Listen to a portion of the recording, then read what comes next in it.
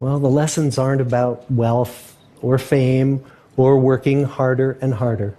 The clearest message that we get from this 75-year study is this: good relationships keep us happier and healthier, period. We've learned 3 big lessons about relationships.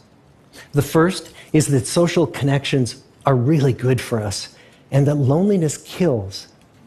It turns out that people who are more socially connected to family, to friends, to community are happier, they're physically healthier, and they live longer than people who are less well connected.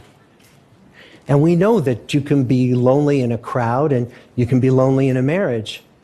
So the second big lesson that we learned is that it's not just the number of friends you have, but it's the quality of your close relationships that matters.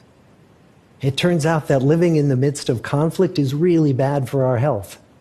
High conflict marriages, for example, without much affection, turn out to be very bad for our health, perhaps worse than getting divorced. And living in the midst of good, warm relationships is protective. The people who were the most satisfied in their relationships at age 50 were the healthiest at age 80. On the days when they had more physical pain, their moods stayed just as happy. But the people who were in unhappy relationships, on the days when they reported more physical pain, it was magnified by more emotional pain. And the third big lesson that we learn is that good relationships don't just protect our bodies, they protect our brains. Being in a securely attached relationship to another person in your 80s is protective. That the people who are in relationships where they really feel they can count on the other person in times of need, those people's memories stay sharper longer.